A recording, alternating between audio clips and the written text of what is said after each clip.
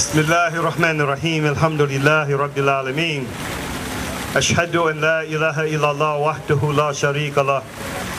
Wa ashhadu anna Muhammadan abduhu wa rasuluhu sallallahu alayhi wa sallam.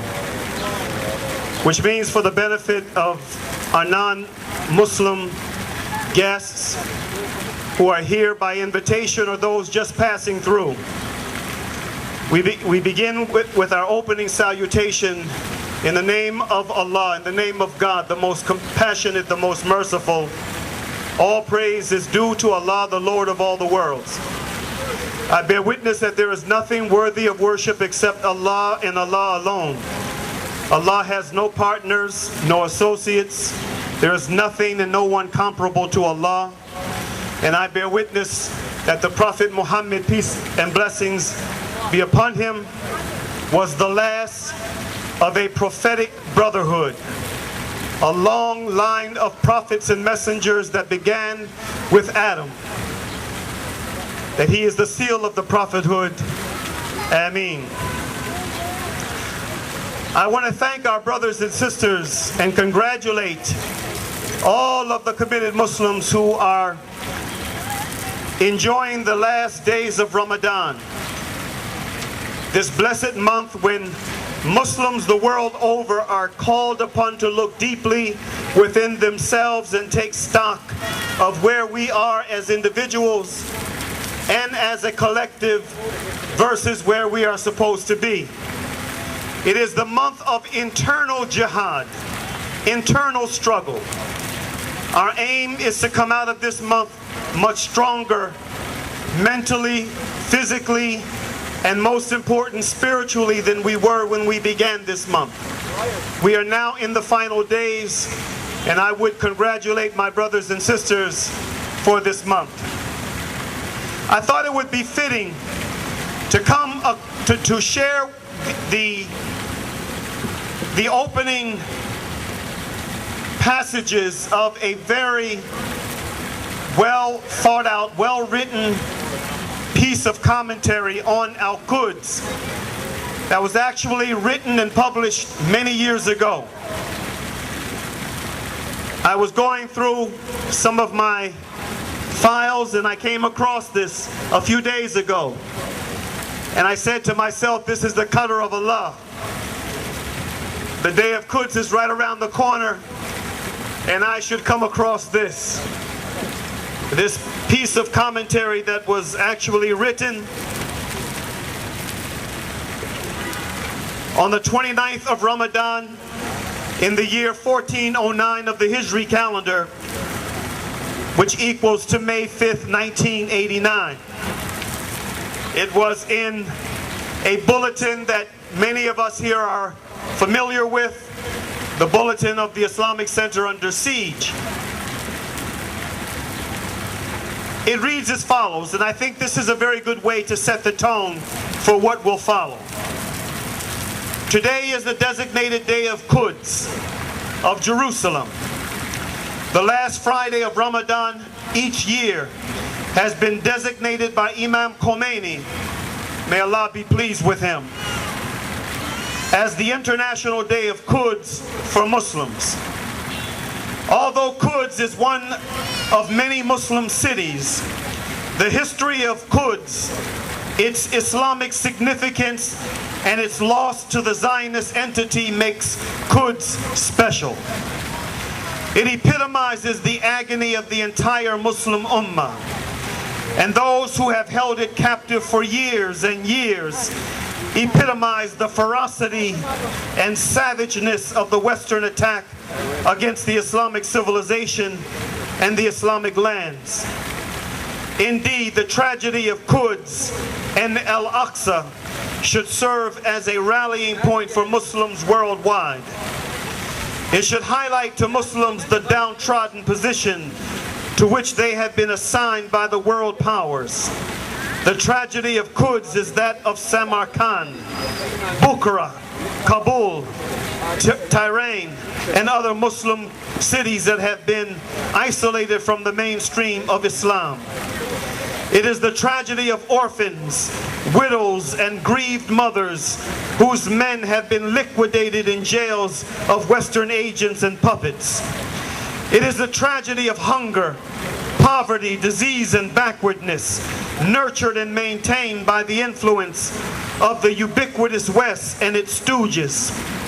It is the tragedy of massacres in Afghanistan, Iran, Halabja, Arabia, Assam, Bombay, the Philippines, Ethiopia, Palestine, Lebanon, and wherever Muslims are slaughtered wholesale. Yes, Quds epitomizes these tragedies and then some. Muslims who gather today all over the world do so in order to say no to these tragedy events that have numbed the feelings of many because they have been so numerous and so widespread. I'm going to stop there. And I'm going to say, brothers and sisters, these words that were written in 1989 could have been written today. They are still very relevant to what we see around the global community as it pertains to Muslims. It's not just relegated now to Muslim lands as is exemplified by this poster. You know, you have many posters lined up around this quad. They all tell a story of devastation.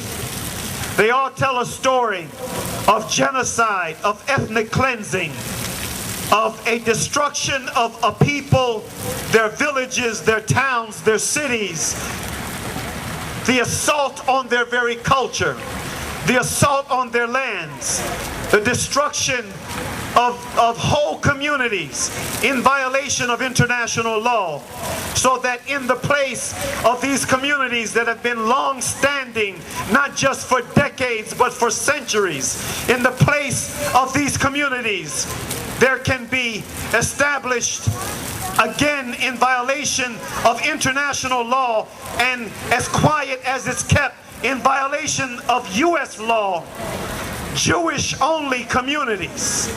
Communities only for Jews, most of them coming from Western countries like the United States of America, and from Britain, and from France, and from many of these Western so-called democracies, establishing something that is so hideous that it makes apartheid South Africa at its height pale in comparison. This is what is taking place in the face of the international community, in the face of international law, in the face of resolutions that have been passed in the United Nations without teeth. There have been more resolutions passed against apartheid Zionist Israel than any other country in the international community, and yet nothing has been done. Because these are resolutions without teeth, without enforcement. And this is why we are here today. This particular poster, this collage of faces here, shows that the devastation that is taking place in Muslim lands, in occupied Palestine, or as it is commonly known today, Palestine, in Iraq, in Afghanistan, in Somalia, in Yemen, in Pakistan, in many of these other countries in the international community. It is also taking place here in America.